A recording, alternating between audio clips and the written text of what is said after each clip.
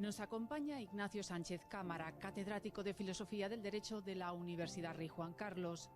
Es académico correspondiente de la Academia Argentina de Ciencias Morales y Políticas y de la Española de Jurisprudencia y Legislación. Ha sido consejero de Educación de la Embajada Española en Italia, Grecia y Albania.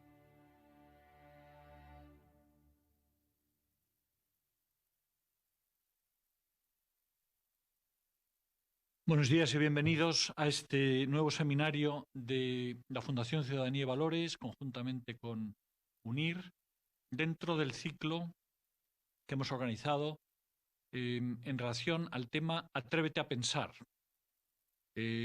Como saben los que nos han seguido en otros seminarios, nuestro objetivo es hacer una evaluación de obras fundamentales del pensamiento de las últimas décadas, de los últimos años, en temas tan distintos como la filosofía, el pensamiento político, pero también temas de enorme actualidad como puede ser el feminismo, ideología de género y otras cuestiones relacionadas con debates contemporáneos. Fruto de este seminario es también el inicio de una colección con el mismo nombre, Atrévete a pensar, una mirada crítica al pensamiento dominante, y podemos dar la noticia hoy de que ya contamos con el primer libro publicado, que es uno de los seminarios que tuvimos en este ciclo, de Francisco Rodríguez Valls, Honrar la vida, una revisión crítica del libro de Richard Dawkins, Gen egoísta, las bases biológicas de nuestra conducta. Pero afortunadamente tenemos ya otros libros dispuestos a ser editados, como es Cuerpo, Sexo, Género, como es el propio que vamos a ver inmediatamente y vamos a discutir con el profesor Ignacio Sánchez Cámara. Dentro de muy poco podrán ustedes comprarlos directamente en Amazon, van a ser editados por Amazon, las ventajas que se tienen desde el punto de vista de distribución, también de coste, va a tener un coste mínimo muy asequible para todos, y nos va a permitir tener estos seminarios y estas críticas de libros de pensamiento dominante al alcance de todo el mundo. Bien, yo quiero dar la bienvenida de una manera muy cordial al profesor Ignacio Sánchez Cámara. Ignacio Sánchez Cámara, además de catedrático de Filosofía en la Universidad Rey Juan Carlos, académico correspondiente, haber tenido una trayectoria también en el mundo diplomático como consejero cultural en diferentes embajadas, es un gran pensador. Ha colaborado en muchos medios distintos. Yo recuerdo perfectamente sus numerosas y excelentes terceras de ABC durante muchos años, en cuando también le seguimos pudiendo leer, y en donde demostraba esa visión tan aguda sobre la actualidad contemporánea desde una perspectiva siempre de fundamento filosófico muy sólido, y eso es precisamente lo que hoy vamos a tener en este seminario, un análisis de una obra fundamental del pensamiento jurídico moderno, es la teoría de la justicia en Rawls, que ha tenido una enorme repercusión en los últimos 40 años se publicó. Y quiero dar también la bienvenida y muchísimas gracias a don Benigno Blanco, jurista, es secretario de Estado, es presidente del Foro de la Familia, exdirector de los Servicios Jurídicos de Iberdrola y el director de esta colección que publicamos a través de... Bueno, sin más, le voy a dar la palabra a Ignacio Sánchez Cámara para que haga la exposición inicial sobre el libro Teoría de la Justicia de John Rawls, y luego tendremos un debate entre los miembros de la mesa y plantearemos también las preguntas que nos han llegado desde la audiencia. Ignacio, adelante cuando quieras. Buenos días. Muchas gracias José María Beneito por tu presentación, y además también agradezco en tu persona a UNIR y a FUNCIVA por haberme invitado a colaborar en esta colección. Por otra parte tengo tan buena compañía porque ya he visto algunos de los volúmenes publicados o a punto de ser publicados, y al jurista Benigno Blanco por el mismo motivo, porque fue él quien me embarcó en este proyecto. Y sin más, Bueno, voy a tratar de exponer las ideas fundamentales del libro de John Rawls, Teoría de la Justicia.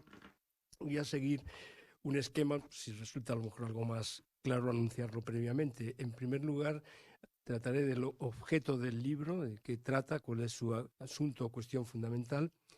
En segundo lugar, el método que utiliza para abordarlo. En tercer lugar, el contenido, concretamente cuáles son la concepción general y los principios de la justicia. En cuarto lugar, la fundamentación de ese contenido, de esos principios. Haré, en quinto lugar, una referencia a algunas consecuencias que tiene la teoría para la vida práctica, especialmente para la vida política, y algún ensayo de valoración crítica.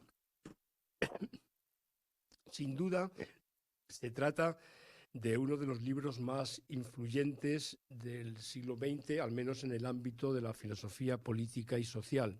Seguramente, si se pregunta pues, a estudiosos o incluso aficionados o intelectuales y demás, cuáles son los dos autores decisivos en la filosofía política del siglo XX, seguramente la mayor parte de los encuestados, por decirlo así, elegirían a Habermas y a Rawls. Eso para mí no significa que necesariamente sean los mejores, pero sí parece fuera de discusión que tal vez hayan sido los más influyentes. Bueno, el propósito fundamental del libro de John Rawls es elaborar una teoría de la justicia. Claro, el título ya lo dice así, una teoría de la justicia. Pero hay que añadir enseguida que se trata de una teoría de la justicia material, sustantiva. Y esto es importante si se tiene en cuenta el momento en el que apareció a comienzos de la década de los 70, porque en esa época y especialmente en el mundo anglosajón prevalece una visión de la filosofía fundamentalmente analítica y que tiene como consecuencia para la filosofía moral y política la cosa nada desdeñable de que en realidad no es posible el tratamiento objetivo de las cuestiones materiales, sino simplemente abordar cuestiones formales del tipo de qué hacemos cuando decimos que una conducta es injusta o qué hacemos o qué queremos decir cuando nos pronunciamos sobre una institución política y la valoramos. No podemos valorarla, lo que sí podemos decir que de hecho sí la valoramos, pero las valoraciones serían en cierto modo subjetivas y arbitrarias. Y en ese contexto, simplificando un poco ciertamente, irrumpe este libro y transforma radicalmente el panorama. Suscitó un enorme interés, probablemente porque volvía al tratamiento de los grandes problemas, que podríamos decir que desde Platón y Aristóteles hasta en nuestros días habían preocupado a los pensadores, ¿no? Volvíamos a interesarnos por el contenido. ¿Qué es lo justo? ¿Qué es lo injusto? ¿Cómo podemos determinarlo? Bien, este es, digamos, un poco el ambiente en el que surge y la intención fundamental, que es precisamente esa, elaborar una teoría material o sustantiva de la justicia, y no meramente formal. Perdón, otro rasgo notable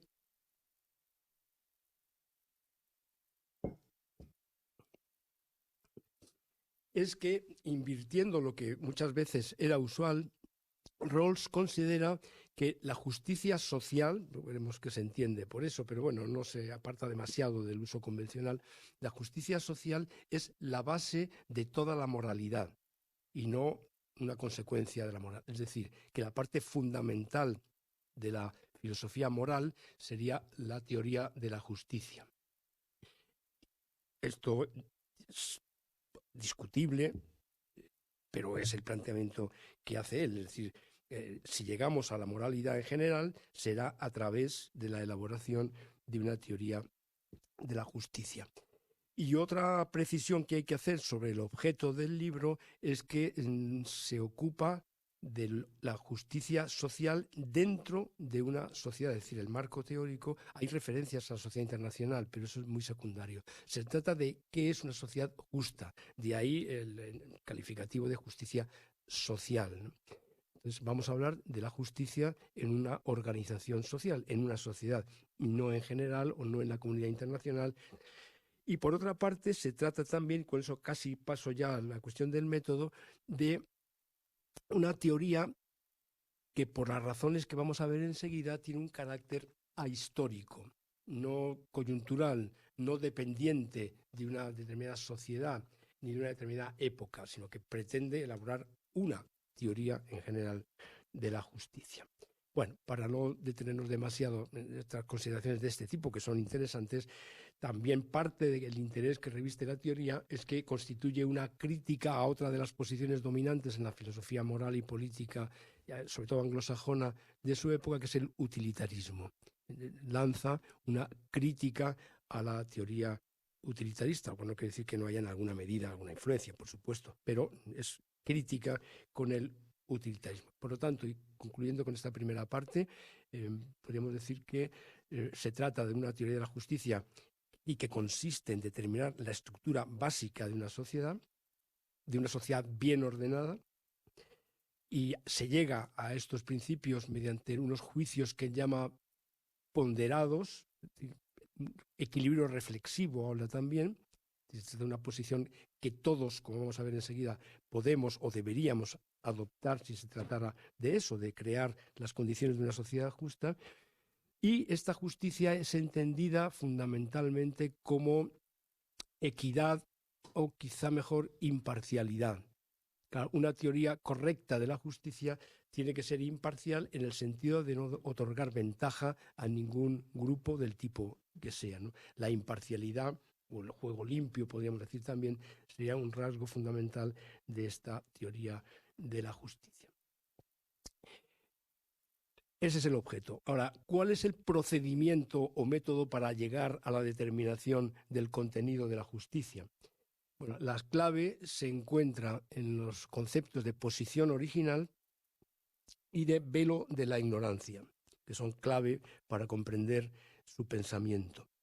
La posición original en realidad entraña una reedición de la teoría clásica del contrato social, pero hay que tener cierta cautela también, porque sería muy fácil despachar la teoría diciendo simplemente es una nueva visión del contrato social, y todas las críticas que ha merecido, que han podido dar a la teoría del contrato social serían pertinentes para Rawls. La cosa es un poquito más complicada, pero bueno, vayamos a lo que dice él y no tanto a la relación que pueda tener con las teorías clásicas del contractualismo, ¿no?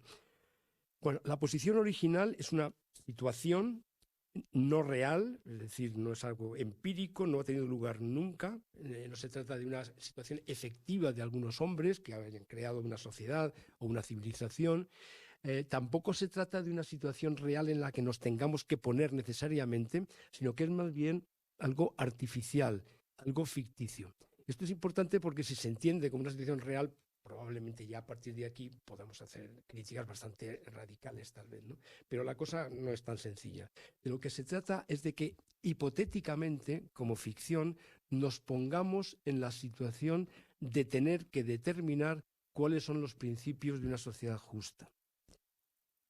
Y eso tiene que ver con la teoría del contrato social, pero no solo, porque nos puede venir a la memoria la situación que plantea Platón al comienzo de la República, en la que la cuestión de la que se trata es precisamente organizar una sociedad justa desde el principio, ¿no? ¿Cuáles serían esas condiciones? Recordarán pues parte de las distintas actividades que hay en toda sociedad, el gobierno, la defensa, el trabajo, la virtud de cada una, quiénes tienen que quedar adscritos a cada una, etc. Bien, digo que no es un procedimiento digamos, extravagante ni muy novedoso. Se trata de eso, de ponernos en la situación en la que tengamos que determinar cuáles son los principios de la justicia. Ahora bien, ¿eso cómo se hace o en qué consiste? Claro, para ponernos en la situación adecuada tenemos que partir de la situación que él califica como el velo de la ignorancia.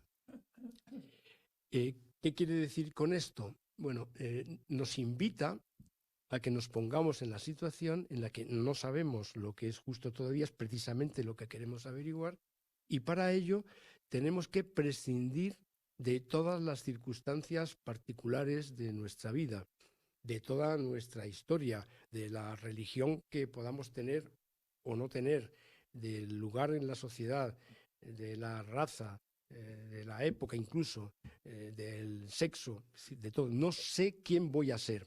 Bueno, esto puede parecer una cosa un poco extraña, pero en el fondo es otra forma de decir que la justicia tiene que ser imparcial. Yo tengo que precaverme contra cualquier arbitrariedad, beneficiando a alguien o a mí mismo porque conozco mis circunstancias. Por ejemplo, si alguien considerara, por caso, que las funciones de gobierno tienen que ser propias del varón y quien así lo establece o lo dice o lo afirma es un varón, bueno, podemos sospechar que ahí puede haber alguna parcialidad, siempre y cuando consideremos que el gobierno es una ventaja. Pero bueno, eso es otra consideración.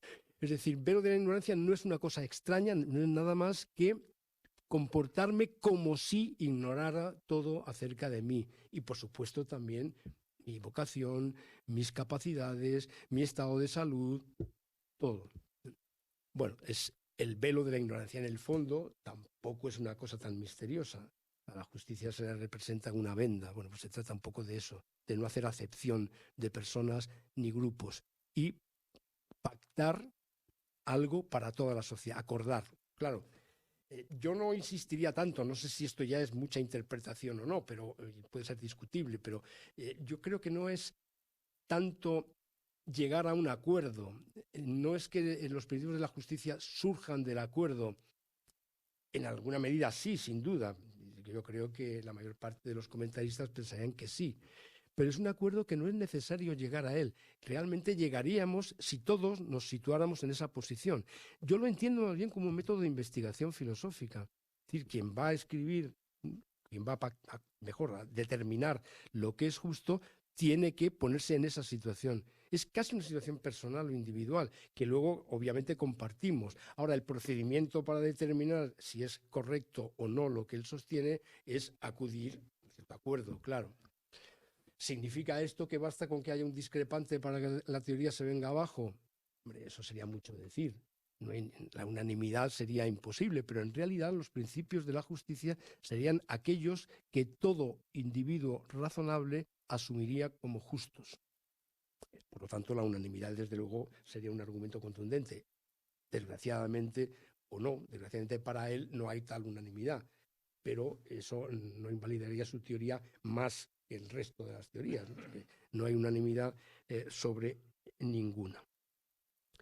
Lo que sí parece cierto es que los principios de la justicia son el resultado de la deliberación humana. No es algo, digamos, innato, natural, lo que dirían las doctrinas naturalistas, nada procedente de Dios tampoco, ¿no? Dios no ocupa ningún lugar en todo esto, ¿no? Sino que es algo que cualquier ser razonable acordaría, llegaría a esa conclusión. Entonces, podríamos establecer ya de momento 3 conclusiones de la posición original y del velo de la ignorancia. En primer lugar, la teoría considera, la justicia como imparcialidad, considera que los individuos en la posición original son razonables, son seres racionales, bueno, y mutuamente desinteresados. Esto es más complicado. Yo tengo que decirles que en ocasiones parece que Rawls habla de esto, ¿no? Son principios que adoptaríamos de una forma desinteresada. Incluso se habla del ideal de fraternidad como uno de los fundamentos de su teoría, pero por otra parte también nos dice que son los que pactaría un hombre que buscara su propio interés, pero su propio interés bien entendido. Bien entendido quiere decir que no es particular, sino el general. Algo que no deja de tener un cierto parecido con la teoría rusoniana de la voluntad general, pero no me meteré de momento en ese lío. La segunda conclusión sería que es una teoría crítica y normativa. Crítica porque invalida otras alternativas y normativa porque prescribe, no es simplemente descripción de la justicia en una sociedad, ¿no? Sino que prescribe cómo debe ser una sociedad para que sea justa. Y además es explicativa también, explica cómo se llega a la justicia, ¿no? Y en tercer lugar, y parece que aquí ya sí nos decantamos más por la teoría del acuerdo, ¿no? De la moral por acuerdo, la justicia es una cuestión de acuerdos a los que se llega libre e imparcialmente. Son principios, por lo tanto, generales, morales y destinados a regular las relaciones entre los hombres. Es una situación inicial, hipotética, ya digo, teórica, que asegura la imparcialidad. Bueno, cuando hablemos del fundamento y de la valoración crítica volveremos a estas cuestiones, pero ya algo es llamativo desde este principio, ¿no? Y es el igualitarismo. Claro, esto puede que nos sorprenda mucho porque es uno de los grandes dogmas políticos y morales de nuestro tiempo, ¿no? Y al menos pues, quizás del siglo XVIII. No es que se empiece a hablar de igualdad en ese momento, desde luego. Entonces no sorprende, pero claro, si estamos tratando de fundamentar filosóficamente, racionalmente unos principios, tampoco podemos dar por supuesto nada, ¿no? Y aquí estamos ya dando por supuesto que los hombres somos seres racionales, básicamente desinteresados, o al menos que buscamos un interés propio pero bien entendido, compatible con el de los demás, y que somos iguales. Pero ¿somos iguales? Eso no será más bien el punto de llegada. Es que ya en la teoría, en el comienzo de la teoría, parece que hemos introducido lo que queríamos demostrar. Me viene a la memoria, yo creo que lo incorporé al texto extenso, ¿no?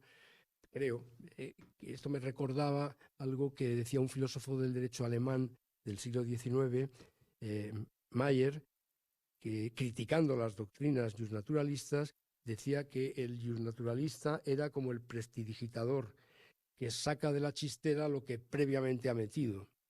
Claro, como entiendo al hombre así y extraigo de ahí cómo tiene que ser el hombre, claro. Bueno, no digo que la crítica sea justa ni pertinente para el justnaturalismo en general o para algunos en particular. Digo que me recuerda ese modo de proceder también a Rawls, en cierto modo, ¿no?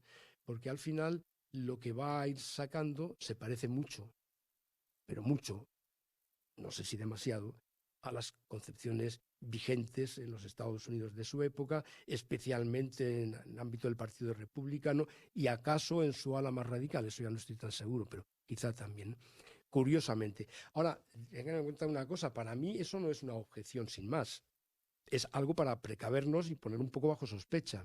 También ocurre con la filosofía moral kantiana, que lo que extrae de ahí es precisamente pues, la moral que le debió de enseñar su madre en su infancia, ¿no? La moral pietista, una variante del protestantismo, ¿no? Pero del hecho de que Kant, a través del imperativo categórico, llegue a eso, no significa que la llegada sea falsa, o sea, ideológica, o sea, interesada. Habrá que analizar si lo que dice es correcto o no. Y hay lo mismo con Rawls, ¿no? Desde luego, no estamos en el ámbito del comunismo soviético, ni del nazismo, ni de la monarquía medieval, evidentemente. Está fundamentando el sistema jurídico y político vigente en los Estados Unidos de su época. Ahora, eso por sí solo no tendría que ser una objeción. Estoy entrando demasiado ya en las objeciones, pero creo que también es interesante ir viendo un poco el desarrollo con estas ideas. Y me parece también, y para ir concluyendo con este punto, que hay que destacar eso que dije muy de pasada al principio, lo recalco ahora, es que es la moralidad la que sale de aquí, porque para John Rawls la moral no es asunto tanto de la convicción personal que pueden hacer de la adhesión a un credo religioso, a un sistema filosófico o a la moral social vigente. No, la moral surge a partir de la justicia social. Eso tengo que decirles, y perdón por hablar demasiado así en primera persona, que no puedo compartirlo, pero por algún motivo que diré después, ¿no? Yo no creo que la justicia social, con todo el valor que tiene, como voy a negarlo, entrañe el fundamento de toda moral posible, porque hay muchos tipos de excelencia moral que aquí quedarían fuera. Una cosa es lo que es justo y lo que se me puede imponer, por lo tanto, a través del derecho, y otra cosa es un ideal de perfección moral, que no se me puede imponer, probablemente, salvo por motivos religiosos, si los asumo, ¿no? Pero que no se me puede imponer socialmente. Entonces, esta idea de que el acuerdo y la opinión de la sociedad agota o fundamenta al menos el ámbito de la moral me parece un poco precipitada. Pero bueno, eso es otra cuestión. Y entraríamos en la cuestión quizá central, que es el contenido de la justicia. Bueno, en definitiva, hemos visto cómo hay que situarse, qué hay que hacer, qué procedimientos, qué ficciones, qué presupuestos, pero ¿a dónde llega Rawls? ¿Qué es lo justo?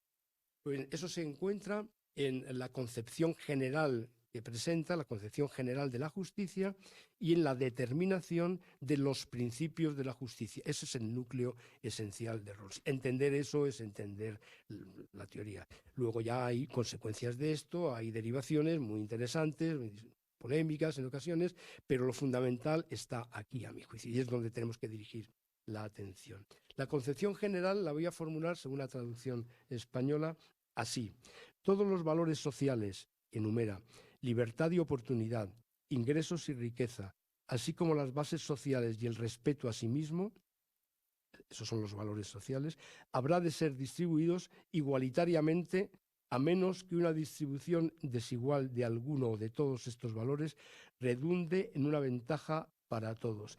No sé si es la forma más clara de expresarlo, pero voy a intentar aclarar un poco por si fuera necesario.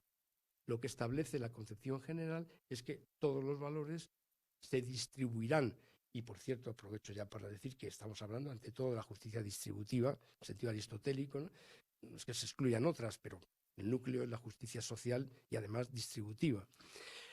Pues se habrán de distribuir equitativamente, es decir, a todos por igual, a menos que una distribución desigual beneficie a todos. En ocasiones dice también beneficie a los menos favorecidos.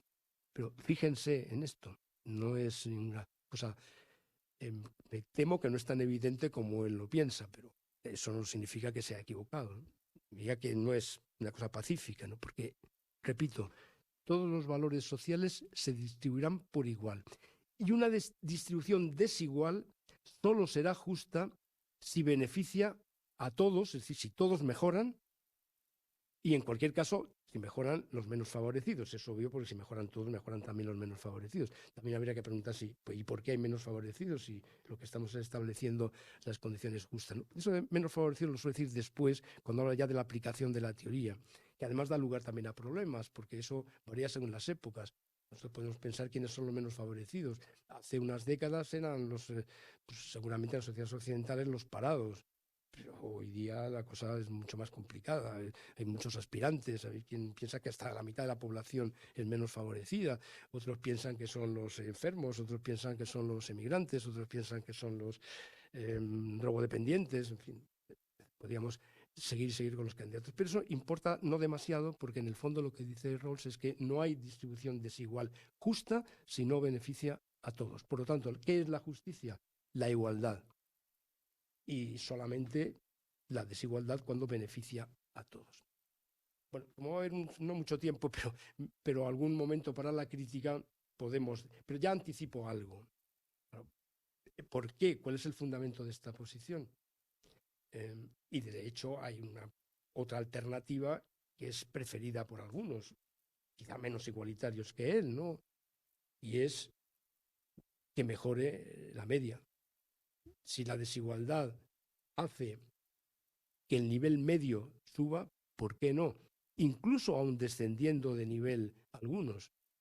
Y ahí viene el velo de la ignorancia. Y si eres tú el que pasas a esa situación, ¿lo aceptas? Hay quien a lo mejor piensa que sí. Quien está en un espíritu a lo mejor más jugador o más de riesgo, ¿por qué no? Y si me toca más arriba. Pero no ese es el caso más que le puede hacer más frente. Yo el que veo más complicado de rechazar es si nadie pierde y algunos ganan. Eso, salvo por envidia o algo parecido, ¿por qué no voy a aceptar? Yo tengo la certeza de que me voy a quedar igual. Me importa tanto que algunos, por algún motivo objetivo, claro, no por sorteo, ni por capricho, ni por violencia, mejoren, si yo sé que... Yo no sé si voy a ser, porque eso es el velo de la ignorancia, no sé quiénes van a ser. Pueden ser, por ejemplo, los que asuman un cargo público, o los que tengan un nivel de educación, o unos títulos, lo que sea. ¿Y si puedo ser yo? O sea, la idea de que eso sería injusto, hay quien no la ve. Evidentemente, cuanto más liberal sea uno, menos claro ve eso, porque es un rasgo más socialista. Luego se podrá discutir si Rawls es más o menos socialista, no sé si vamos a tener tiempo, pero bueno, en cualquier caso, algo diré. Y vamos ya a los dos principios de la justicia. A su vez, el segundo se subdivide en otros dos, porque teníamos, de cierto modo, tres. El primer principio es el principio de libertad, que tiene como objeto la regulación justa de la libertad. No lo voy a leer, aunque es bastante breve. Simplemente lo que dice el principio es que cada uno tiene derecho al sistema más amplio de libertades básicas, las enumera también, se pueden imaginar, están las libertades políticas, las libertades religiosas, la libertad de formar sindicatos, etc. Estas libertades, la expresión, por supuesto, se distribuirán por igual. Es decir, cada uno tiene derecho al sistema más amplio, al esquema más amplio de libertades compatibles con el mismo esquema para los demás. El principio es el mismo. En el fondo, no deja de ser una cierta aplicación de la concepción general a la libertad. Máxima libertad, igual para todos. Ese sería el lema.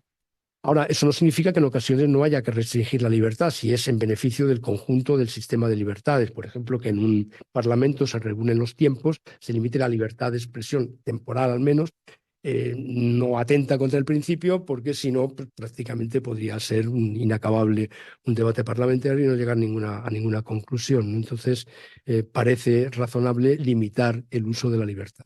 Eso está. Pero una vez más, la misma libertad para todos, la máxima, ¿eh? Este es un rasgo quizá liberal, si quieren, ¿no? Solo sería justa una restricción de la libertad de alguien o de un grupo cuando incrementa la libertad del conjunto. Misma es la aplicación de la concepción general. Y el segundo principio de la justicia se subdivide a su vez en dos: el principio de la diferencia o desigualdad y el principio de la igualdad de oportunidades. Y se formula así: las desigualdades sociales y económicas, aquí sí hablamos ya fundamentalmente de la justicia económica y social, habrán de ser conformadas de tal manera que cumplan dos condiciones, de ahí lo de la subdivisión del principio, ¿no? Que se espere que sean ventajosas para todos de forma razonable y que se vinculen a empleos o cargos accesibles para todos, abiertos. Se tienen que cumplir las dos condiciones, pero añade Rawls dos precisiones. La primera, que el principio de libertad tiene primacía sobre el principio de diferencia e igualdad de oportunidades, es más fuerte. La libertad, digamos que ocupa, pero cuidado, tampoco tanto, ocupa un rango más elevado. En caso de, digamos, de conflicto, debe ceder la igualdad económica ante la libertad. Podríamos decir que no se puede sacrificar la libertad política por el desarrollo económico y social, como muchas veces se pretende, pero el propio Rawls incide un poco en eso, porque acaba diciendo que, bueno, que este esquema de libertades requiere que la sociedad haya alcanzado un nivel no solo material, sino de desarrollo intelectual y material, o sea, que sí se presupone que en ciertas sociedades poco desarrolladas, intelectual o materialmente, pues se pueda restringir la libertad, dando la preferencia a la igualdad económica. Y dentro de estos dos subprincipios, ¿no? Es más importante el de igualdad de oportunidades. Es más básica la igualdad de oportunidades que la igualdad material. Yo alguna vez cuando he tenido ocasión pues, de hablar de esto, de contarlo, explicarlo a los alumnos, ¿no? Y les digo, ya para empezar, claro, la monarquía, por muy constitucional que sea, va mal, porque no es un cargo público abierto a todos. O sea, no cumpliría el principio de la igualdad de oportunidades. Solo el rey o la reina y sus descendientes, o según marque la ley de sucesión, podrían ser reyes, porque eso no está abierto a todos y en ese sentido sería injusto. Por lo tanto, tenemos con esto más o menos el esquema de lo que es la justicia. Y me parece que tengo que ir ya terminando. Vamos con un par de conclusiones y en el debate, en su caso, podremos sacar otras conclusiones.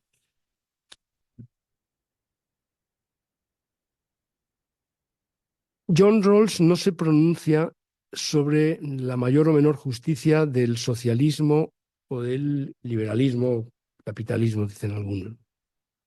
Dice que en realidad los dos pueden ser compatibles con su teoría de la justicia.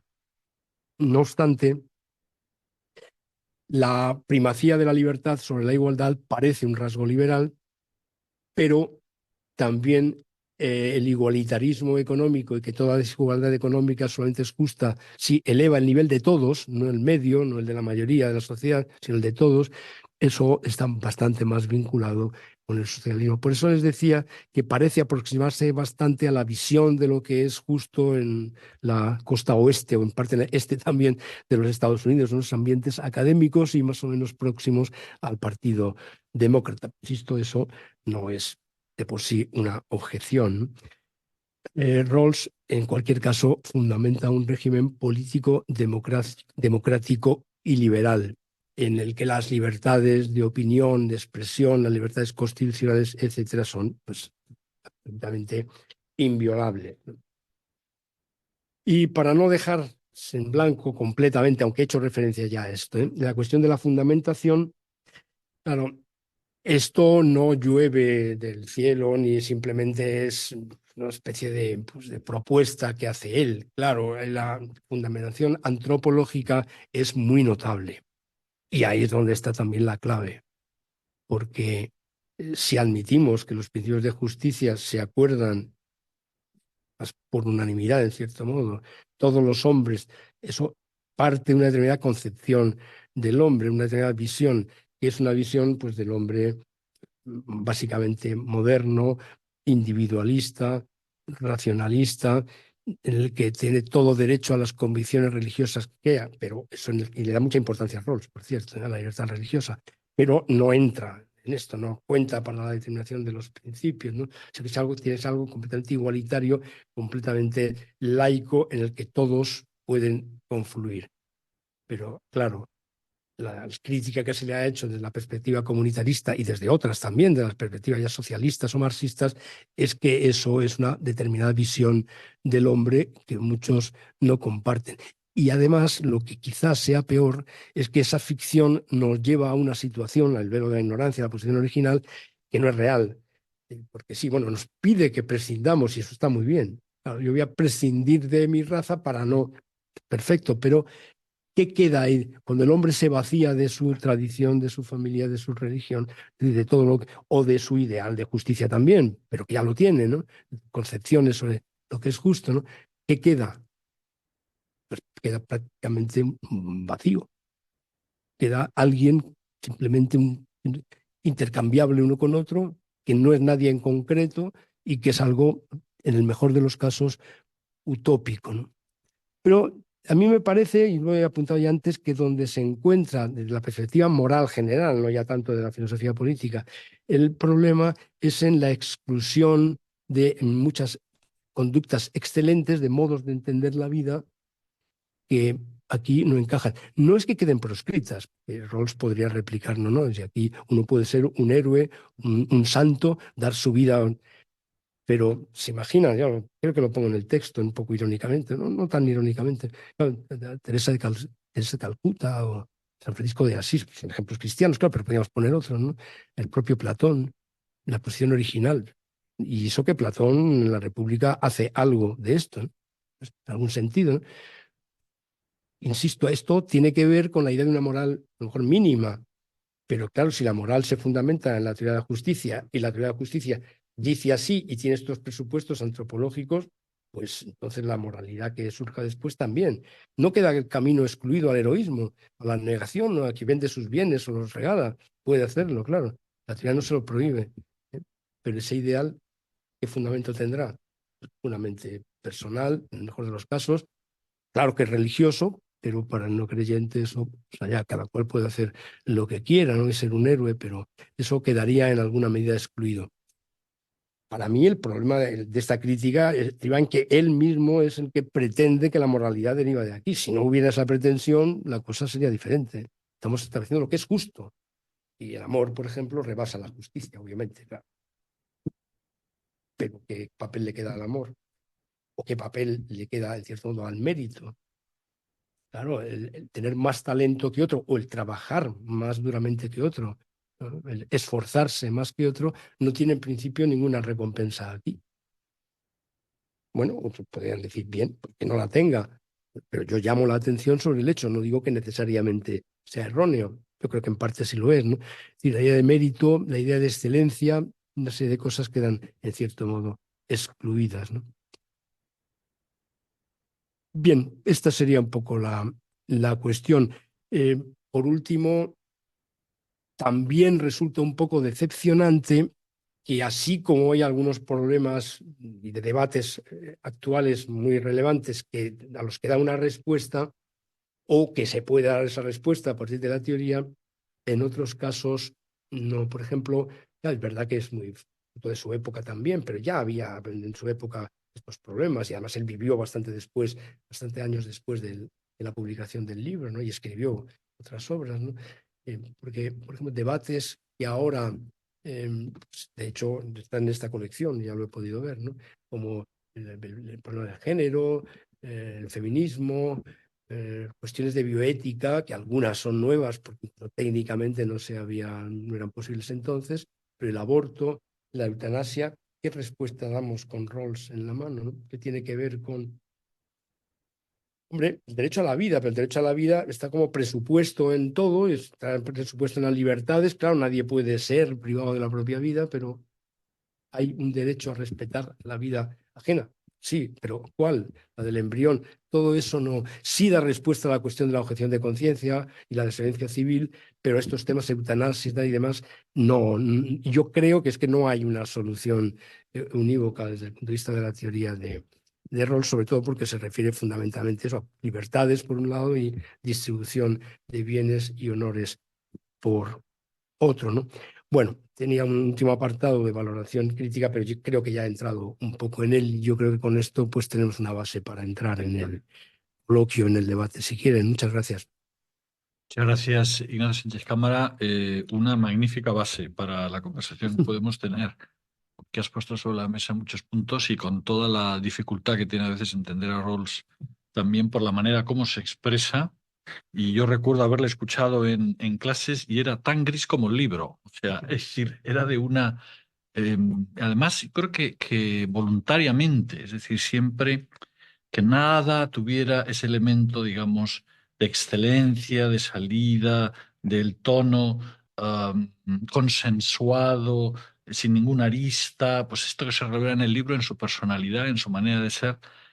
Muy curioso, porque claro, en Harvard criticar la meritocracia, pues es como estar criticándose a sí mismo. Le pasa un poco a Sandel también, ¿no? Tan crítico con la tiranía del mérito. Y claro, que te lo está diciendo alguien que es catedrático. Bueno, Benigno, adelante, vamos a ver más. Muchas gracias. En primer lugar, enhorabuena, Ignacio, porque has hecho un resumen que, como muy bien nos ha dicho José María, no es fácil, porque tampoco es fácil de entender. Yo creo que es bastante poco coherente en el fondo. No es un libro sistemático, bien estructurado. Pero bueno, dejando eso de lo que es formal, a mí lo que más me sorprende de Rawls es para qué sirve su teoría.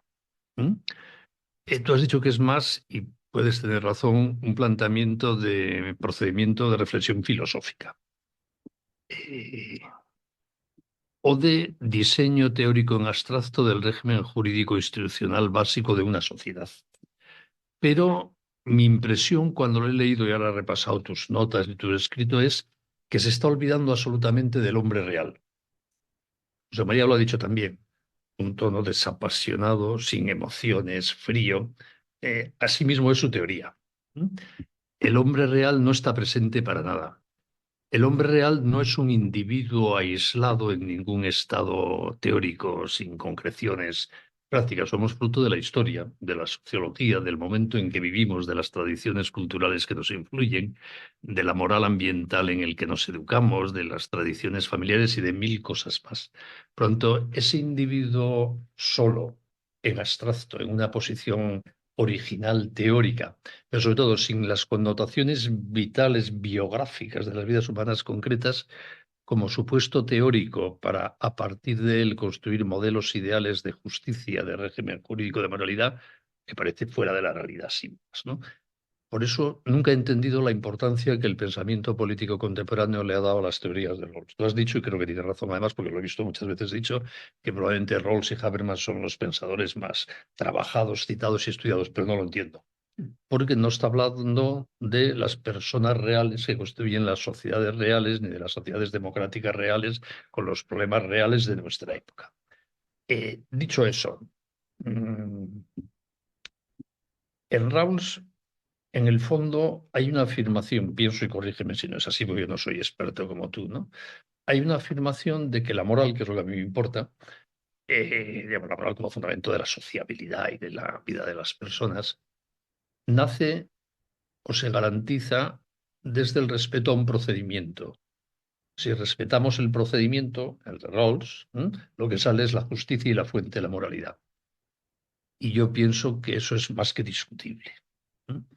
Que la razonabilidad de un concepto de justicia, la razonabilidad de un régimen político, de un sistema de libertades, insisto en la razonabilidad porque es un término que él utiliza continuamente, ¿no? La razonabilidad de una moral no dimanan del procedimiento por el que uno aisladamente o un conjunto social llega a elaborar unos principios, sino, por decirlo así, por la veracidad ética de las mismas conclusiones a las que se llega. Otra cosa es que en una sociedad democrática el procedimiento para hacer valer tus convicciones morales sí sea importante.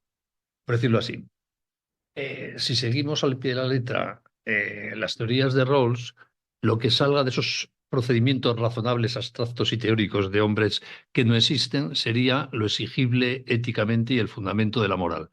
También la moral juridificada de las leyes, ¿no? Y yo creo que es al revés. Las personas concretas tenemos principios éticos. Espontáneos, como dice también él, hay como una intuición de sentido común de determinados principios de justicia. Ojalá fuese verdad así, pero vamos a darlo por supuesto, ¿no? Y cuando quieres poner eso en valor en una sociedad libre, lo haces respetando unos procedimientos, obviamente. Yo no puedo imponer a nadie mis convicciones morales, por ejemplo, en temas como el derecho a la vida, pero sí puedo proponerlos en libertad y para esa propuesta sí tengo que respetar los procedimientos de una sociedad democrática, si vivo en una sociedad democrática. Si viviese en una dictadura y el dictador soy yo, a lo mejor puedo proponerlos de otra manera, ¿no? Pero eso tiene que ver. Entonces, el procedimiento no es la fuente ni del concepto de justicia, ni de la verdad moral, ni del ideal de justicia, pienso yo, sino que es la forma en que los ideales de justicia, los principios morales y los ideales éticos y de justicia social hay que proponerlos en una sociedad libre, plural y democrática. Entonces, me parece que hay un error de base, tú lo has citado de alguna manera al final, ¿no? Es que pretende una neutralidad que no existe en la vida real ni nunca ha existido y me temo que no puede existir sin más. Y con esa presunta neutralidad que excluye toda afirmación de valores sustanciales, objetivos, pretende que el mero procedimiento teórico del consenso nos permita alumbrar unos ideales dignos de el ser humano. Así que eso es imposible. Es un juego frío, intelectual, ahistórico, como si lo hiciese un ordenador, por decirlo así, y que tiene muy poco que ver con la vida real de ninguna época histórica y ningún régimen político, ¿no? Y además se pone al servicio de una neutralidad que es lo único que el procedimiento puede decir como exigencia moral en la vida social, y eso me parece inhumano. Tú lo has dicho muy finamente, al final le voy a ser un poco más cruel, ¿no? ¿Dónde queda el amor, el sacrificio por los demás, la digna retribución del mérito? ¿Dónde quedan las convicciones firmes de las personas? Rawls cita, no sé si lo dices tú en tu texto, el tema del aborto en una nota a pie de página. Me he fijado en ella por mi preocupación por el derecho a la vida, ¿no? Y ahí afirma en una nota a pie de página del libro, un poco extensa, que está escrito en una época en que el aborto ya se debatía en Estados Unidos, ¿no? Que la única postura razonable que es evidente según su procedimiento es que el aborto debe ser libre hasta el tercer mes. ¿Por qué eso es razonable? Pues no tengo ni idea, sinceramente, ni él lo dice, ¿no? Es más, yo creo que no es razonable, sí más, y creo que tengo todo el derecho, con todos los principios teóricos de Rawls, a decir que eso no es razonable y que el límite de los 3 meses no nace de ninguna razonabilidad, sino de un prejuicio, de una ideología dominante en la sociedad en que escribía Rawls, ¿no? Por tanto, su procedimiento se queda muy corto, de verdad, si queremos plantear ideales nobles en la vida social, que creo que forma parte de la mejor política, plantear ideales, ¿no? Que obviamente deben ser defendidos con el respeto a la libertad de los demás, pero que el papel de cualquier persona que tenga un ideal del tipo que sea es desde su libertad razonable proponerlo a la libertad razonable de los demás, a ver si logra convencer y formar una mayoría, ¿no? Pero eso queda excluido en el mundo frío, puramente lógico y abstracto de Rawls. Y además, y con esto concluyo, me da un poco de miedo el concepto de ser humano que subyace a los mandamientos de Rawls, porque es un individuo que solo tiene como característica digna de respeto su autonomía de decisión moral. Y el ser humano es más que eso, somos seres sociales por naturaleza. Todos tenemos una familia, todos tenemos padre y madre por lo menos. Todos tenemos una tradición, una patria, una cultura. Muchos tenemos convicciones religiosas, otros puramente humanistas. Y todo eso es el hombre real, no es una autonomía fría, descontextualizada, ¿no? Por lo tanto, con Rawls, si bien entiendo las críticas comunitaristas que tú citas al final de tu escrito, se está perdiendo esa dimensión comunitaria que creo que es esencial en el ser humano, al margen de que los comunitaristas acierten o no en sus análisis, ¿no? Por lo tanto, en conclusión, dado que ha sido un libro que se considera muy importante, es muy digno de ser estudiado y creo que tu crítica en ese sentido es muy buena y constructiva, pero es un autor con profundas deficiencias desde el punto de vista humano, ético, moral y sobre todo con profundas deficiencias en la comprensión del hombre real, que es el que construye sociedades libres o no libres, igualitarias o no igualitarias y comprometidas con los derechos humanos o no. Ese hombre real de la historia, con biografía, cultura y tradiciones, Rawls no lo tiene en cuenta para nada, como si no existiese, en mi opinión. Te lo dejo para tu comentario.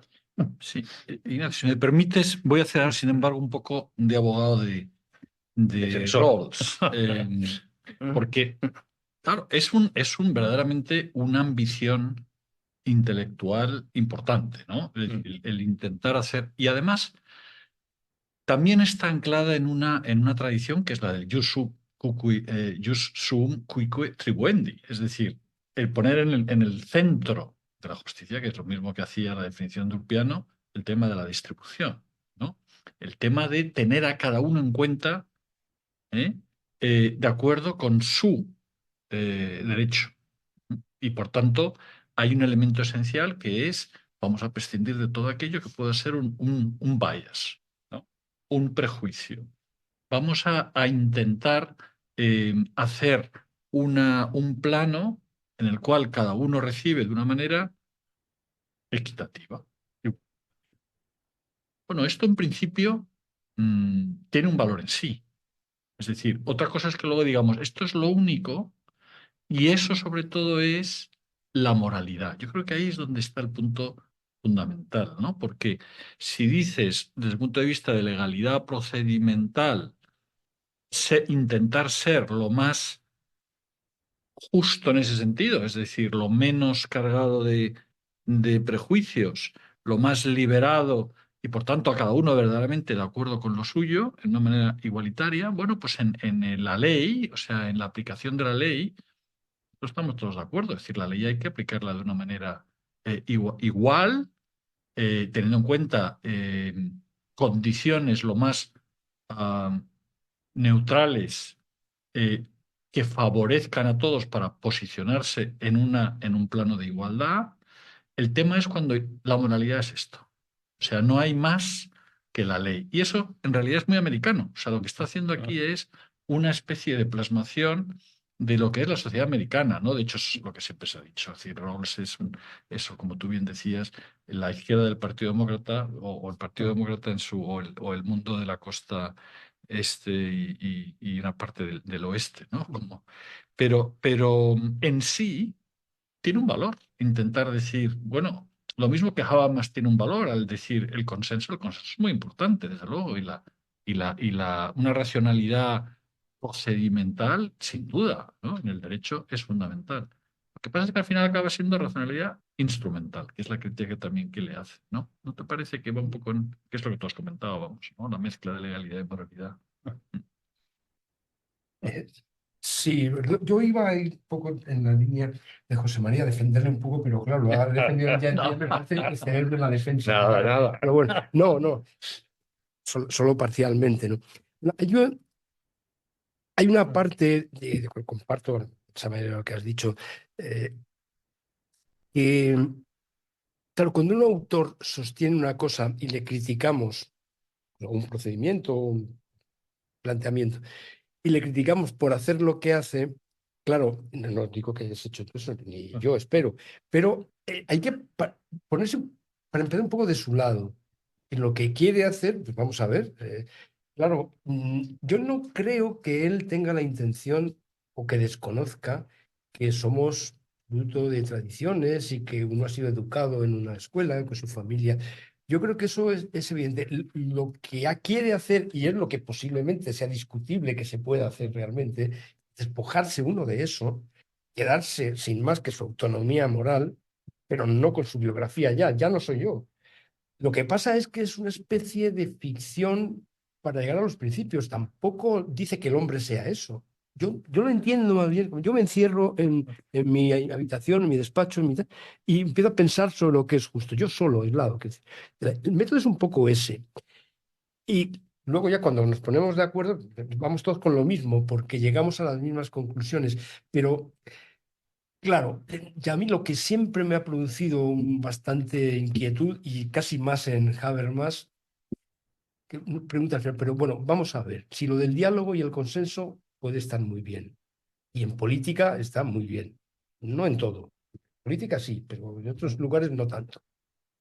¿De qué se trata? Porque a veces se confunden dos cosas, esto que voy a decir muy elemental, pero a pesar de que es elemental, creo, no se tiene en cuenta o se confunden. Una cosa es pensar que el diálogo es un medio para llegar a unas consecuencias o acuerdos que son correctos, pero que no son porque llegamos a ellos, no lo son previamente. No hay verdad moral, y la verdad moral es aquello a lo que llegamos mediante unas condiciones objetivas de diálogo, el papel de la ignorancia, las condiciones de racionalidad y de debate de Habermas, pero no había verdad previamente. Yo eso no lo comparto, porque en la tradición incluso no contractualista, pero sí puede hablar en favor del diálogo y del método filosófico del diálogo, Platón, pongamos, Sócrates, la verdad moral preexiste al diálogo.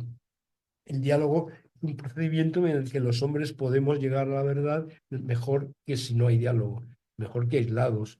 Y los argumentos se dan, se vuelven, uno se muestra su error. Es un procedimiento no para pactar lo verdadero, sino para llegar a conocerlo, pero existe previamente. ¿Y qué pasa con Rawls?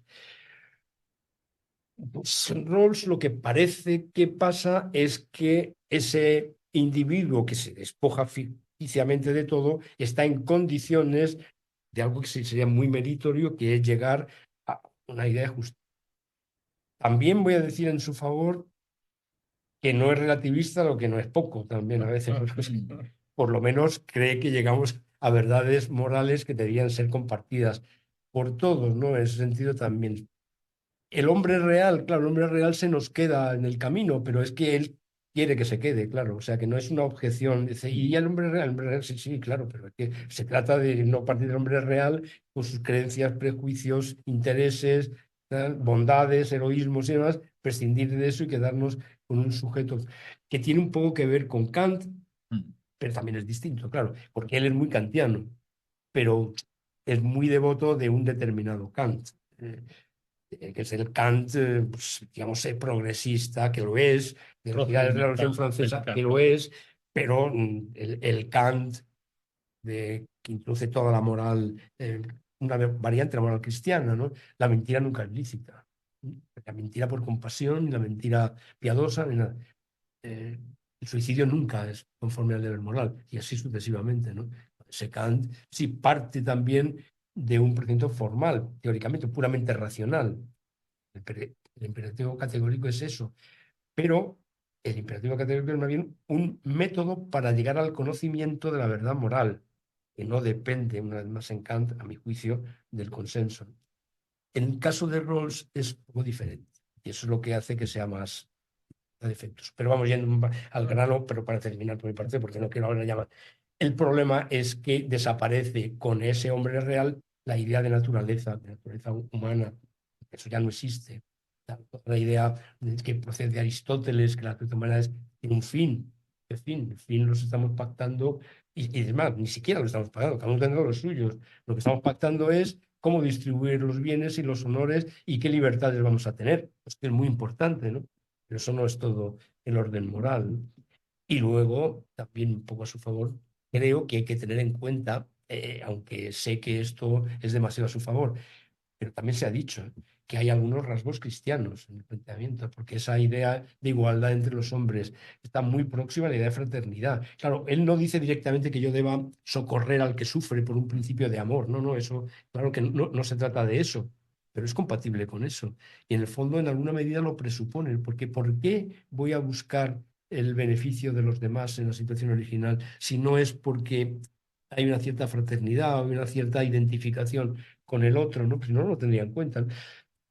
No digo que sea un autor cristiano, claro, pero que se ha visto en él algunos rasgos cristianos, eso sí, pasados por el tamiz del laicismo y de toda la modernidad, por supuesto, claro, lo que figura bastante el asunto, ¿no? Y eso es un poco lo que podría decir, pero básicamente te puedes imaginar que estamos bastante de acuerdo. Bueno, contigo también. Conmigo espero que no demasiado, que no demasiado. No, es verdad, yo reconozco que comparado con otros autores de su época, tiene rasgos muy positivos. El no ser relativista, tú lo has dicho, el no ser utilitarista, el buscar una defensa, estamos hablando de la época del sistema soviético, sistema libre, de los derechos humanos básicos para una convivencia de libertad. O sea, que no es todo negativo. Yo he resaltado las insuficiencias que le veo porque creo que son de mucho peso, pero no quiere decir que sea él una mala persona, ni mucho menos, y que no tenga nada de bueno, ¿no? Pero es verdad que con el paso de los años, pienso que estas insuficiencias de Rawls se han convertido en insuficiencias bastante generalizadas del sistema democrático actual y que es un tema preocupante. Yo he leído La República de Platón, que es bastante pesado, dicho sea de paso, pero hay un hálito permanente ético en buscar una sociedad que sea justa, no en la frialdad procedimental, sino en las instituciones. Luego también es verdad que es un diálogo de su época, de igualdad hombre-mujer, de eliminación de la esclavitud y mil cosas más, ¿no? Porque eso que llamamos razonable cada uno de nosotros es razonable para mí en mis circunstancias, con el peso histórico tradicional de la sociedad en que vivo. Se ve en Sócrates y se ve en Rawls, ¿no? Pero eso hoy día, repito, se ha ido convirtiendo en como un presupuesto normal, hasta el punto de que muchas veces hay gente que defiende, España lo ha hecho, Peces Barba y su escuela que tú conoces muy bien, por ejemplo, que el requisito esencial y conceptual de la democracia es el relativismo. O sea, es un riesgo para la democracia las convicciones fuertes. Eso que subyace un poco a Rawls también, y comprendo que es muy americano también, o muy anglosajón si se quiere, se está convirtiendo en parte del pensamiento dominante. Nuestra colección es una mirada crítica al pensamiento dominante, por eso creo que merece la pena poner de manifiesto también aquellos autores que, queriéndolo o sin quererlo, de hecho han contribuido a que este peligro para la calidad humana de nuestras sociedades se haya ido convirtiendo en parte, digamos, de lo que suele llamarse el pensamiento correcto, que es casi obligatorio, ¿no? Porque además, cuando eso sucede, es muy normal que surjan fundamentalismos. O sea, si nada es importante, si todo es relativo, si solo es el procedimiento, como eso no es humano, al final surgen los fundamentalistas que dicen, mira, ni de broma, nada de eso, ahora impongo mi verdad, ¿no? Es una denuncia al relativismo democrático actual que ya hizo con mucha fuerza el Papa Juan Pablo II en su encíclica Centésimos Annus y que luego ha sido como una idea continua del pensamiento crítico con la razón contemporánea de Benedicto XVI.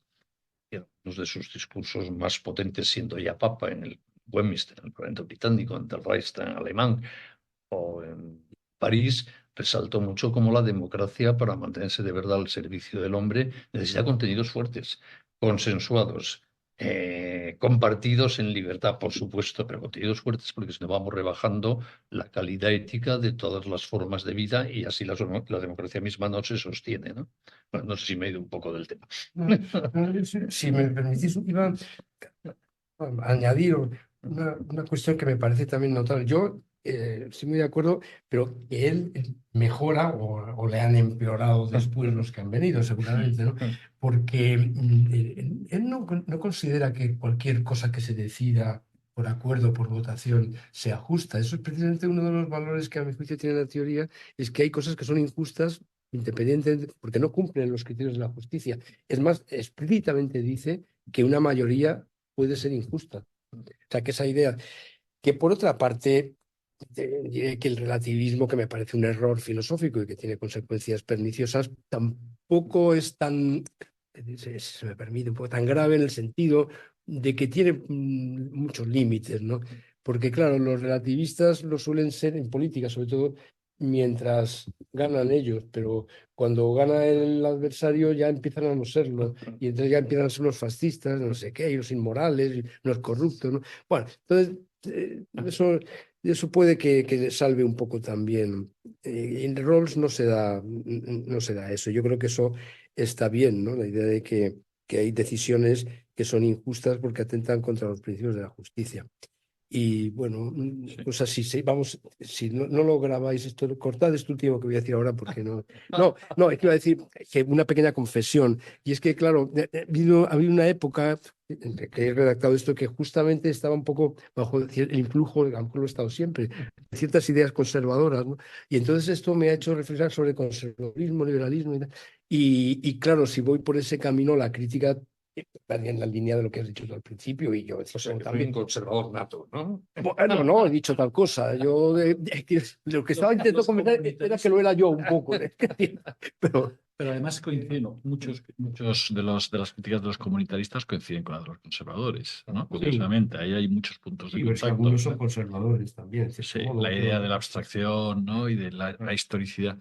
Pero retomando lo que decía Benigno, claro, lo que le ha pasado a la izquierda americana y a Rawls es que los que han venido detrás han dicho política de las identidades. Porque lo que queremos es nada de esto tan neutral, procedimental, no sé qué. No, vamos a ver aquí minorías, raza, género. Y claro, esa ha sido, digamos, la reacción frente, yo creo, a esta izquierda bien pensante, ¿no? Que es en el fondo lo que representa Rawls. Pero tenemos unas preguntas muy buenas de la gente que nos está escuchando que te voy a trasladar, Ignacio. Una es, por ejemplo, ¿cuál sería la mejor estrategia para poder llevar a cabo esta teoría de la justicia? O sea, ¿cómo se aterriza? Como se dice ahora, ¿cómo se aterriza esta teoría de la justicia desde el punto de vista de políticas prácticas, ¿no? Otra que nos plantean es, ¿ha tenido esta obra repercusión en autores de la corriente socialista? Y luego dos que me parecen, ¿cómo se podría estructurar dicha filosofía para los países en desarrollo? Claro, esto parte de alguna manera de que ya has alcanzado un mínimo económico a partir del cual puedes distribuir. En eso casi, en fin, esto es muy provocador, pero es como Xi Jinping, ¿no? Y a los derechos yo los interpreto como derechos económicos. Claro, tenemos que tener un cierto desarrollo y a partir de ahí ya hablaremos, ¿no? Bueno, y luego el tema de, en el contexto de los procesos migratorios sur-norte, independientemente de sus causas y de las políticas migratorias de la Unión Europea, ¿qué puede aportarnos hoy la posición original y bajo qué condiciones podría llegar a ser efectivo el velo de ignorancia? Que yo lo traduzco en el sentido de qué pasa cuando las sociedades dejan de ser más o menos homogéneas. Y entonces tienes que, ¿no?, tener en cuenta el tema de la inmigración, que vas a distribuir también con los inmigrantes de una manera. Eso es como yo leo la pregunta, pero seguro que tú le ves muchas más derivadas. yo solo. Solo. Bueno, muchas gracias por las preguntas. Vamos, políticas prácticas, ¿cómo, digamos, aplicar esto? Bueno, en cierto modo, se trata de configurar una sociedad con arreglo a nuestros principios. Entonces, la idea de Rawls es que la determinación de los principios es el primer paso de la teoría de la justicia, que no he dicho. Luego ya está la aprobación de la Constitución, luego está el procedimiento pues, para nombrar jueces y administradores, etcétera, ¿no? Es decir, que no, y una declaración luego de derechos a la Constitución. O sea, que no es, esto es el punto de partida. Claro, la aplicación es esa. Esto se plasma en una política democrática y que le calificaría como liberal. Por lo que se refiere a la influencia sobre el socialismo, bueno, aquí depende de qué socialismo. Por una parte, sí ha habido socialistas que lo han saludado como una teoría que les es próxima, como muy igualitaria y, en cierto modo, pues, socialdemócrata, ¿no? También es verdad que desde la perspectiva marxista ha sido muy criticada porque piensa que ignora a Rawls la situación real de las sociedades, no solo de los hombres, sino de las sociedades también, en la que hay explotación, en la que hay intereses de clase, en la que hay conflictos, o sea, que su sociedad, su idea de sociedad es más bien una sociedad pues, bien organizada o bien ordenada, pacífica, coincidente en cuanto a los valores fundamentales. Uno de los rasgos de la sociedad bien ordenada es que todos los individuos que pertenecen a ella conocen los principios y saben que los demás los conocen también y los comparten. Claro, es una visión tanto idealizada de como si la sociedad democrática pues, estuviera exenta de conflictos, porque él reconoce que los hay, pero la forma de resolverlos es esta. O sea, que socialista en sentido general y sin restricciones, no, porque también tiene rasgos liberales, pero desde el punto de vista de la distribución es bastante igualitario y en ese sentido bastante socialista. Sobre países en desarrollo, eso sí lo trata él, lo he apuntado antes un poco así de pasada, ¿no? Pero él cree que esto, la primacía del principio de libertad y del principio de igualdad de oportunidades y demás, requiere una sociedad que haya alcanzado un determinado nivel de desarrollo que no especifica, tampoco lo concreta, ¿no? Pero como si un régimen basado en estos principios exigiera un grado de civilización, una cultura, una tradición, en cierto modo, liberal y democrática que no siempre se da.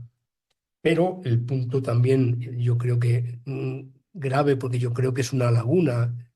Bueno, uno escribe lo que quiere, ciertamente, pero si quiere elaborar una teoría de la justicia, prácticamente las cuestiones de creación de riqueza casi las omite.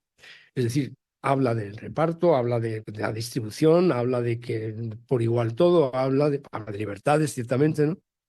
Pero que tenga que ver la creación de riqueza con la justicia, y si la creación de riqueza tuviera que soportar un grado de desigualdad, como algunos liberales o muchos o casi todos presuponen, eh, ¿cómo resolvemos ese problema? Porque si ya tenemos los bienes, es como si ya los tuviéramos, ¿no? Entonces vamos a distribuirlos.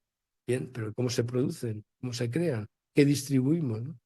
Bien, ahí también hay problemas y sería lo mismo aplicable a la relación norte-sur también. Pero claro, donde se encuentra uno de los núcleos del problema, voy a decir el problema antes de la respuesta que podría dar quizás Rawls, es en la enorme división que hay o que empieza o que ha empezado a haber en las sociedades democráticas. Podemos poner ejemplos, pero si no hace falta, ¿no?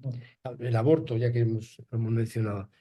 ¿Qué más división que haya ciudadanos, pero en el número, que consideren que es un crimen y que al menos, salvo en algunos casos, habría que impedir o tipificarlo incluso como delito con eximentes, pero bien que es un crimen y otro que es un derecho, nada menos? Está claro, ¿qué tipo de acuerdo hay ahí, no? Pero no es un caso el más radical quizá, ¿no? Porque claro, de crimen a derecho, pues no, la misma parece ser, ¿no? Pero hay otros, ¿no? O en las ideologías, una sociedad gravemente ya dividida, fragmentada o enfrentada, ¿no? Estoy pensando en alguna, ¿no? Perdón. Y en más de una. Claro, todo esto, ¿qué podría replicar Rawls? Claro, es porque no se aplican los principios correctamente, ¿eh? Es decir, porque él lo que pretende es superar ese enfrentamiento, esa discordia, ese negarse a convivir con el discrepante. Claro, la teoría es muy bien intencionada y persigue precisamente acabar con eso. Lo que pasa es que, claro, entonces uno puede temer que o ha tenido muy poca influencia o que se mueve en un terreno un tanto beatífico de buenos deseos, pero que en realidad no estamos en eso, ¿no? Y no parece que la tendencia sea precisamente hacia esa, y no digamos en el orden internacional o en el orden de los valores, habla de guerra cultural o de conflictos. ¿Y esto qué hace? Desde luego no describir lo que está pasando, eso está claro. Ahora, que pueda ser un posible remedio, no lo sé, pero yo creo que tiene aspectos muy interesantes y que además, la verdad, me parece que cuanto más se va deteriorando la situación, y no solo en España, pero en Estados Unidos, por ejemplo, pues más tiende uno a pensar que encierra un valor, al menos que propone alternativas a esto, ¿no? Ahora, claro, en cualquier caso, no hace falta ser muy conservador para entender que un hombre pues vive en una familia, y en una ciudad, y en una nación, en una escuela, una conferencia, una iglesia, etcétera, y un pasado, y nos gusta pues el paisaje, nos gusta nuestra tierra, el urbanismo no siempre, pero eso lo dice Oxford, por ejemplo, ¿no? Claro, eso es un conservador. Y alguien que cree que el aprendizaje de lo que verdaderamente importa no se aprende en un manual ni en un libro, sino que se aprende pues, conviviendo con alguien que sabe, ¿no? Y desde el aprender a pescar o a cocinar hasta educar en la escuela, no se aprende a ser profesor más que bueno, practicando con alguien. No quiere decir que los libros, las recetas de cocina y tal no sean útiles, ¿no? Pero es esa idea. Entonces el error racionalista, que en cierto modo incumbiría en alguna medida a Rawls, claro, es creer que hay unos principios generales, abstractos, universales que resuelven todo. Ahí está la receta, ¿no? Entonces ya está todo resuelto, ¿no? Y la cosa es muchísimo más complicada y por eso no acaba de cuajar. ¿Por qué? Porque no da cuenta de los hombres tal como somos. No podría decir el cristianismo tampoco, bueno, claro, pero si nos dice cómo tiene que ser, o nos dice un ideal, ¿no? Y además se refiere o se dirige al hombre concreto, ¿no? Pero bueno, entonces esto es lo que me parece que es un poco ese error del racionalismo, de creer que pues, unos principios abstractos bien aplicados resuelven los problemas y que la justicia es cuestión de eso. Celso decía, no recuerdo el texto, muy bonito, está en el Digesto, pero habla de los juristas como sacerdotes, de lo bueno y de lo justo, que la misión del derecho es resolver el caso con justicia, aplicar una ley. Estamos un poco en el mundo clásico. O sea, aquí al final el problema es que el rol necesitaría un poquito más de pensamiento. Pero bueno, eso ya no tiene. Es un poco petulante por mi parte la recomendación, pero es una valoración que Mientras hacías esta última consideración, me estaba acordando de la imagen que pusiste antes, citando a no sé quién, del ilusionista que mete en la chistera no sé qué y luego saca lo que ha metido, ¿no?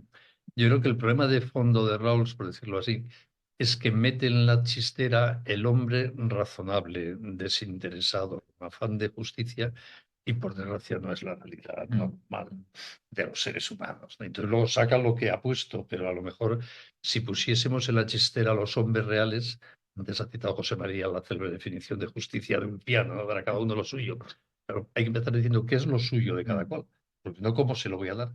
Y creo que esa mirada que ha sido la del humanismo clásico, ¿no? ¿Qué es tuyo? ¿En qué consiste ser humano? ¿Qué hay en ti que merezca respeto y que me convierta a mí en justo? Si te lo respeto, injusto. Si no te lo respeto, no aparece en este formalismo racionalista, bien intencionado, por supuesto, con el que funciona Rawls. Y creo además que es lo que nuestra sociedad vuelve a necesitar apasionadamente, porque las políticas de identidad son políticas antihumanistas. ¿Cómo tratamos la inmigración? Es profundamente inhumanista. Hablo ahora de la Unión Europea. Las nuevas desigualdades sociales, la destrucción, los procesos, digamos, de eliminación de la clase media y de empobrecimiento cronificado de una parte de la población en el mundo occidental son problemas muy serios, muy de fondo. Y no se puede hacer abstracción de ellos. Ahora no sé si me paso de izquierdista en vez de conservador como antes. No se puede hacer abstracción de ellos para determinar cuáles son las reglas de funcionamiento de la vida social. No soy marxista y no creo que los condicionamientos económicos determinen las superestructuras, pero los condicionamientos económicos, por ejemplo, determinan mucho la vida real de las personas, como es obvio, y no se puede hacer políticas sin tenerlos en cuenta. Bueno, no sé. Hay una pregunta más también que nos vuelve a plantear el tema de Rousseau, ¿no? Dice, el profesor ha comentado la influencia de Rousseau de su antropología y de la idea de voluntad general en el planteamiento de Rawls, 200 años después. Me gustaría que el profesor explicara esta influencia. Y añadiendo, y con eso yo creo que vamos a casi a terminar, el pensamiento anglosajón sigue anclado en Hobbes, en Locke, ¿no? Es decir, en realidad Rawls está ahí, ¿no? Y este tema de poder prescindir de los prejuicios, de los bias, de los privilegios, que es, como estaba comentando Benigno, muy abstracto, al final les lleva a la propuesta de Sandel en la tiranía del mérito, que dice, no, lo que hay que hacer para la entrada en las universidades de la Ivy League es sortear. Porque claro, como nunca vamos a poder eliminar el privilegio totalmente, pues la única manera es el sorteo. Claro, es que al final no te queda una racionalidad práctica, te queda el puro azar, ¿no? Sí, gracias. Bueno, claro, es Rousseau y Hobbes y demás, es que se trata de una revitalización de la teoría del contrato social, no deja de ser eso, en el fondo, claro. De hecho, no es solo el caso de Rawls, el caso de Nozick también, incluso Buchanan, ¿no? Y la teoría de la elección racional tiene mucho que ver también con, o él con ella, vamos, Rawls con ella. Bueno, es eso. Ahora, bueno, por cierto, que de distintas posiciones políticas, la teoría del contrato da lugar también a diferentes conclusiones, claro, es natural, pero Nozick da lugar a una teoría pues, que ha sido calificada como anarcocapitalista y ultraliberal, ¿no? La teoría del contrato social, partiendo de ella, ¿no? Buchanan, ¿no? Bien, pero había mencionado a Rousseau. No quisiera lanzarme mucho por ahí porque es que Rousseau me resulta bastante ¿no? provocativo, pero no tanto por él ni porque crea que bueno, yo creo que le debemos a él una gran obra, un magnífico escritor y algunas ideas muy brillantes y algunos errores monumentales que han sido además perdurables, ¿no? Pero no iba a entrar ahora precisamente en la cuestión que preguntaba, ¿no? El contrato social y concretamente la voluntad general. Es que no sé, yo creo que sea yo el único, por supuesto, no sería. Pero no se entiende muy bien la idea de la voluntad general de Rousseau porque enseguida se proyecta sobre ella la idea tópica de la democracia y de la ley democrática como expresión de la voluntad general. Pero Rousseau en realidad, por voluntad general, entiende una noción de carácter metafísico y moral. Y ahí, de esa manera, tiene un sentido diferente. No digo que mejor, porque luego la traduce en el Estado, en la voluntad del Estado. Y ahí el riesgo de totalitarismo es alto. No que lo cometa él, pero que abre el camino, ¿no? Ahora, entonces, ¿qué es voluntad general? Porque vamos hay que ir descartando, sería término. No es la voluntad de uno, claro, sería absurdo llamarla general la voluntad de uno, del monarca o de quien sea, o del dictador. No es la voluntad de unos pocos, de una minoría, de una aristocracia. Tampoco es la voluntad de la mayoría, porque la mayoría puede ser injusta. Aparte de que Rousseau pensaba que la democracia representativa era una forma de tiranía, que quien elige un representante elige un amo. Entonces, bien, y pues la voluntad de todos, porque la voluntad unánime no es posible, no existe. ¿Qué es? Claro, es la parte moral de la voluntad de cada uno. Y eso es lo que hay que poner en común en el contrato social. Claro, yo quiero muchas cosas, pero solo algunas de las que yo quiero pueden ser queridas por todos a la vez. La voluntad egoísta no es la tengo que un poco, o sea, y eso, despojarme del egoísmo, despojarme de mi propio conocimiento e interés y poner en común lo que es bueno o recto en sí mismo. Esa es la voluntad general. El problema está en que, claro, luego Rousseau, que eso es muy kantiano, de hecho Kant muchísimo a Rousseau en este sentido, pero la diferencia es que Kant no dice que el imperativo categórico se convierta en la ley del Parlamento y tal, y moral y conciencia, ¿no? Sin embargo, Rousseau dice que eso es el derecho, que eso es la ley. Si la democracia es representativa, entonces, ¿qué es? No queda muy claro. Se supone que son ciertas formas de democracia directa.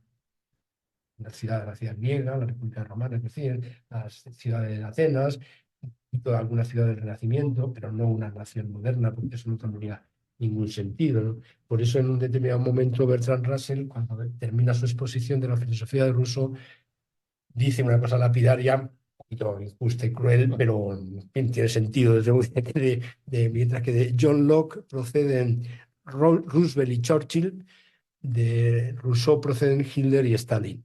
Bueno, es un poco cruel. Pero lo que sí es cierto es que de John Locke no se puede recorrer ningún camino que conduzca a un campo de concentración. Y de Rousseau no se sería imputable, ¿eh? Y además es un amante de la libertad, incluso a muchos lo consideran anarquista. Pero de Rousseau, retorciéndolo un poco, sí se puede ir ahí. Y eso los hace diferentes. Tampoco culparía yo a Rousseau de Hitler y Stalin, a pesar de Bertrand Russell. Me prolongo un poco, pero la relación que yo veo que hace que sea más rusoniano que lockeano, por decirlo así, Rawls, es esa, ¿no? Porque hay mucho en el procedimiento de Rawls de puesta en común de lo que realmente como ser autónomo y moral puedo querer. y lo que no puedo querer es lo que tengo que aparcar. Y el velo de la ignorancia es un artificio, como no se debe fiar mucho de que lo vayamos a hacer, dice, entonces mejor que ignoremos quiénes somos, el sexo, la situación económica, la salud, todo. Y entonces eres justo. Cuando te pones la venda y das a todos lo mismo, salvo. Eso es lo que yo vi. Claro, hay bastante rusoniano. Ahora, de John Rawls no se puede transitar hacia Hitler y Stalin, ¿cierto? O sea, en cualquier caso, no sé si de Rousseau, pero de él, desde luego no. Al final lo más justo el sorteo, porque ahí sí que no tienes ningún tipo de... El sorteo es perfecto, porque oiga, es que me he desprendido de cualquier tipo de prejuicio que pueda tener.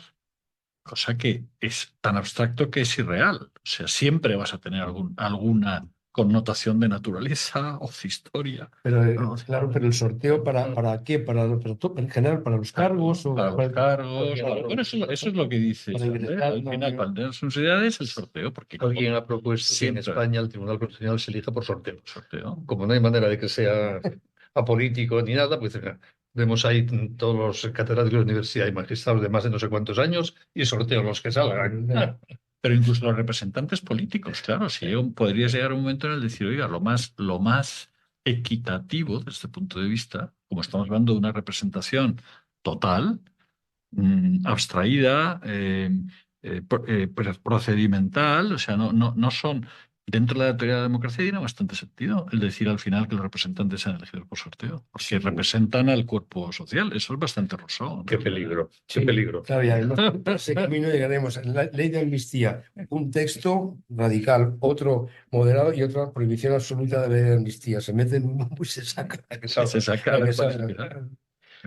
Yo prefiero los riesgos de la libertad que los del azar. Bueno, yo creo que vamos a poner punto final. Ha sido una conversación muy interesante. Ignacio, Benigno, muchas gracias a los dos y también todos los que nos han facilitado sus preguntas, muy, muy interesantes y muy útiles.